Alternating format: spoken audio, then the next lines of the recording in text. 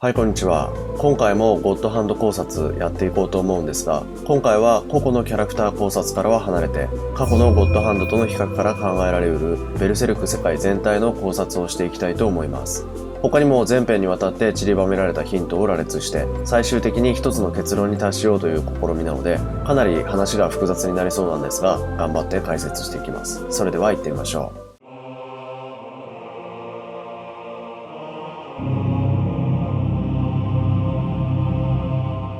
まず最初から話がそれるようですが、ベルセルクの世界での有力な宗教について考えていきたいと思います。宗教の名前こそ出てはいませんが、法王朝や魔女狩り、モズグズの説法や異端者への苛烈な扱い、イーノック村の神父などの言動から、この宗教はキリスト教に近いものではないかと考えられます。すなわち一神教であろうと推測されます。この一神教はいつ生まれたのでしょうか。考えられる有力な説としては、ボイドがゴッドハンドに転生した後、ボイドが拷問を加えられた賢者であると仮定して、ボイド転生の際のショックが起こった場所は、モズグズ曰く霊言新たかな場所とされており、この宗教におけるいわゆる聖地のようなものであること、旧約聖書におけるソドムとゴモラを彷彿とさせるようなエピソードから、ボイド転生の職は宗教上の奇跡とされていると考えられ、その原因となり、また同時に鬱世から姿を消したボイドは、この宗教の中の聖人、信仰対象の一人であろうと考えられます。おそらくキリストのような役回りではないでしょうか。そしてこの宗教の成立に一役買ったのではないか。キリスト教が弟子たちやその教団が拡張することによって権力を持っていったように、賢者の近くにいた者たちがその奇跡を神の御業として祀り上げ、今日の法王朝の繁栄の土台を作ったと考えられます。しかし実際には人間の暗黒面の核である深淵の神の因果のコントロールでしかない。これは83話深淵の神の設定がボツではなかった場合ですが。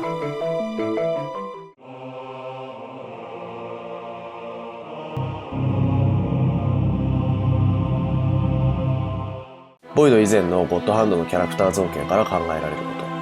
と。それはその後のゴッドハンドから比べるとより人離れしている。一番人間の造形に近いのは一番右端のゴッドハンド。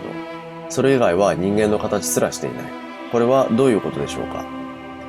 一番右端のゴッドハンドに特徴的に見られること、それはたくさんの乳房があること。ここから連想できるのは古代ギリシャの神アルテミス。こちらは豊穣の神であり、その象徴として胸元に無数の乳房もしくは雄牛の睾丸がついています。その他のゴッドハンドのデザインはどこから来ているのかはわかりませんが、皆人間離れしすぎていますよね。また食の場で生贄を食らっているであろう人たちのデザインも、なんというかケムクジャラの動物のような、フェムと転生の食の際の人たちよりもデザインがより原始的というか、バリエーションも少ない。このボイドの食とフェムとの食での変化の原因は何か。僕は以前にあった宗教、おそらくは多神教から一神教の変化があったのではないかと考察しています。24巻イーノック村の教会を見たとき、シール家がかつてのフローラについての話をしています。フローラはかつてイーノック村周辺の人里に住み、その魔術によって人々の病を癒したり、天候を教えたりして生活を助けていましたが、法王朝強権が広がるに従って人々はフローラを排斥するようになりました。フローラはボイド転生の職の後、何らかの禁忌を犯したため、妖精島を追放になり、どのような道をたどったかはわかりませんが、イーノック村周辺にまでやってきたということ。それがいつの時点かの情報はありませんが、少なくともそれまでは魔術を信じるに足るものとして生活の支えにする人々が大勢存在していた。つまり全く違う宗教があったということでしょう。幻の83話で深淵の神が語っているように、深淵の神を生み出したのは人間の共有意識の暗黒面ですから、神も人間の意識が生み出したものと言えます。であれば、その神の意志の執行者であるゴッドハンドもまた、人間の意識の産物に他なりません。人間の信仰する対象がギリシャ神話やヒンドゥー教の神々のような多神教、もしくは自然現象など神羅万象に神を見るアニミズムから、厳格かつ抽象的な唯一の神に移行したことによって、神に使わされる天使の姿形も変化したとは考えられないでしょうか。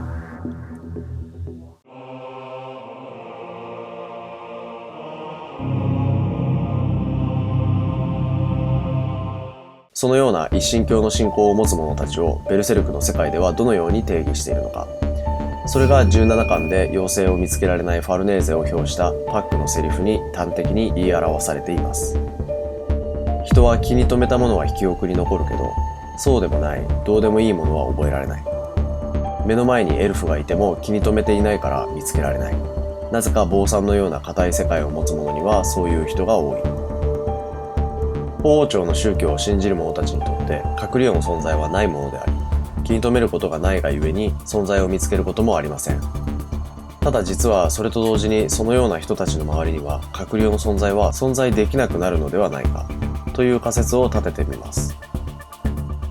妖怪漫画の巨匠水木しげる先生が説明していますが、現代になるに従って妖怪はどんどん小さくなっていく。襖のちょっとだけ空いた隙間にいる1センチのお化けや小さいおっさんとかも現代に特徴的な妖怪だそうです。古くは塗り壁やベトベトさんなど人間の背丈を超えるような妖怪の伝承が多くあったのに、この変化の理由は一体何なのか。それは暗闇の消失と水木先生は語ります。電気のない時代、夜道を歩くときに頼りになるのは月明かりか行灯の小さな明かりで、今から比べるとはるかに見える範囲も狭い。人間は暗闇に対して想像力を働かせる。つまり現代は電気の明かりによって見える範囲が極限まで広げられているので、妖怪の存在は小さくなっていくという説明でした。ベルセルクの世界で起こっていることに照らし合わせて考えれば、人間には視認できないところが法王朝の掲げる神の存在で満たされれば、妖精など隠れ世の存在を想像するキャパシティがなくなり見えなくなります。そしてそれだけにとどまらず、深淵の神が人間の意識から誕生していることや、ゴッドハンドや使徒の形状が人間の意識状態によって変容する可能性があること、16巻でロシンヌの憧れたかつて確かに存在した妖精教が何らかの理由によって消えてしまったこと、以上のことから隠れ世の存在もまた人間の共有意識に影響を受け、力が弱まったり強まったりするということが推測されます。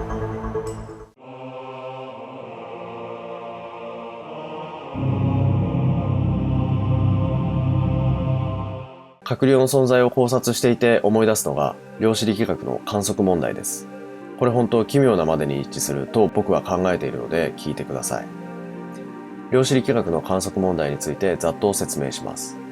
物理の授業なので私たちは物質の最小単位は原子であると教えられてきましたが、量子力学は原子、原子核、陽子、素粒子というように原子をさらに奥へ踏み入って物質の根源を追求する学問です。物質の最小単位である素粒子はそれ以上に細かく分離できない物質のことを指しています。ここからが重要なんですが、その前に量子というものがありまして、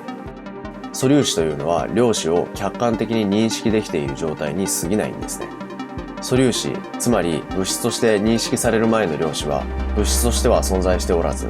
波動性を持った状態でエネルギーとして存在していて、外部からの観測のエネルギーを受けた瞬間に一点に収縮した粒子となって出現します。つまりですね、何者かが観測しない限り存在しない物質があると科学的に真面目に語られているということです。すごくないですかこれ。人間の意識が介在することで生まれる物質がある。ベルセルクの世界観に思いっきりはまりませんか？つまりベルセルクの世界でいると思っているものにのみ観測できる妖精がいるように、現実の僕たちの世界でもあるんじゃないかと観測しようとすると生まれるものがあるということです。多分合ってると思うんですけど、この解釈で。なんかベルセルクについていっぱい考えすぎて現実がベルセルクと相似の関係にあるような気がしてきてるんですよ最近。で、危ねえかな俺。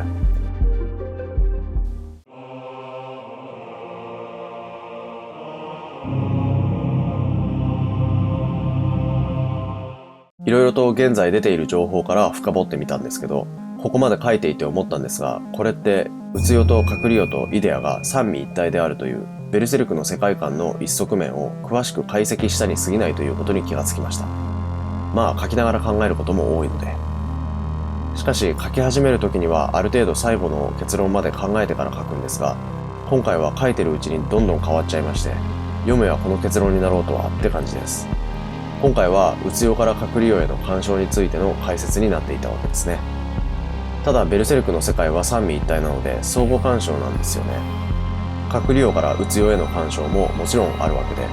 存在は確定しているでしょうが、未だ謎に包まれているイデアの干渉もあるのでしょう。歴史的に振り返ってみれば、もちろん妄想も含まれるんですが、ボイド転生、つまり宇陽と閣僚の接点において起こった出来事が法王朝強権を拡大し、それによって人々の意識から閣僚の者たちへの関心がなくなる。これは宇陽の出来事です。それが閣僚の存在の力を弱める、もしくはそのエリアから撤退する。閣僚の存在との接点がなくなり、人々は法王朝がお勧めする神を崇めるが、苦しめは言えない。法王朝の神は救いを与えるのではなく、モズグズ曰く、ただひたむきに神のためにあり続けることを求めていますからね。おや、結局はこの厳しい神教の教えは、人々の苦しみに対する回答を与えることができず、苦しみの理由を求めた人々の共有意識が深淵の神を生んだとすると、深淵の神はボイド転生によって生まれたということも、